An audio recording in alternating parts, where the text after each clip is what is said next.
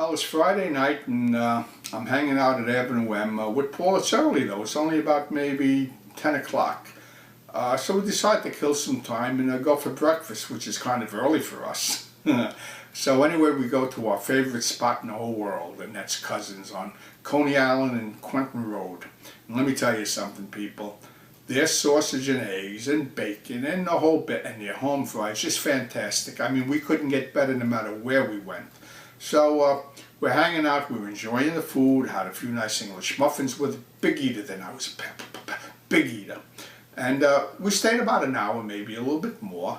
Okay, so now we walk outside and we're all set to jump in the car, which was parked right out front. And Quentin Lane's across the street, it just caught our eye. Well, anyway, it was Paul. He goes, hey, listen, let's take a walk in and see what's happening. I said, well, what could be happening at Quentin Lane's? There's no action there.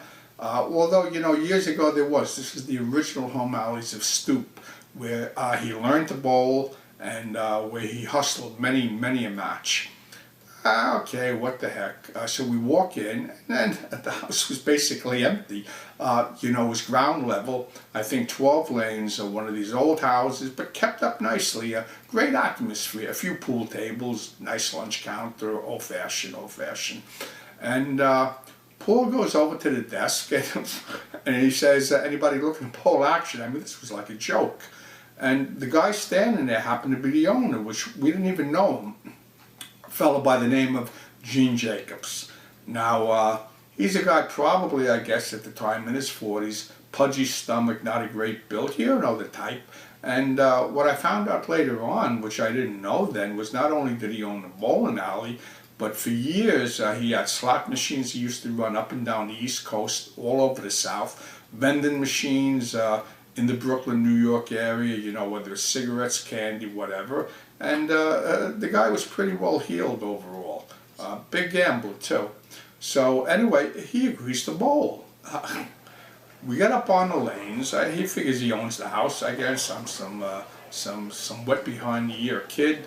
And it was obvious he didn't have a chance against me. I mean, at best, Gene was maybe a 175 bowler.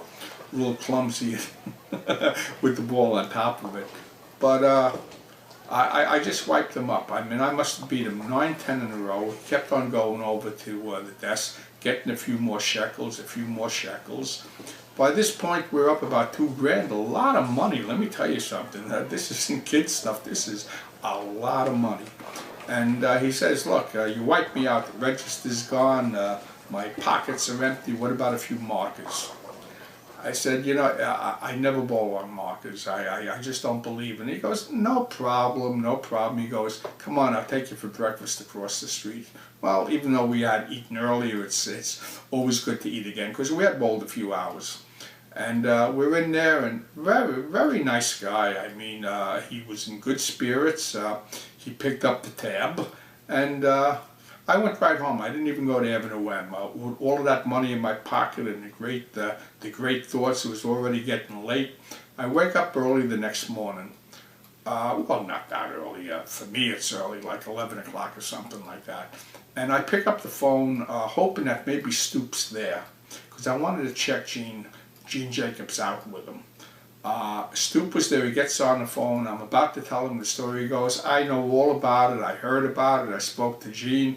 He goes, kid, you blew it. He goes, if you took that marker, you could have beat him for 10 grand. You would have had the money this morning like clockwork. But hey, he's a friend of mine, and I told him, don't ever bowl him again. He's so far above you, it's ridiculous. Well, that's my Gene Jacobs story, and hey, Stoop did the right thing. It was his friend. He's not going to let me suck him in, but I did. I blew a good thing. He told me I blew it, but then again, I don't think bowling on markers is a smart thing. But in retrospect, I would have done it. Oh yeah.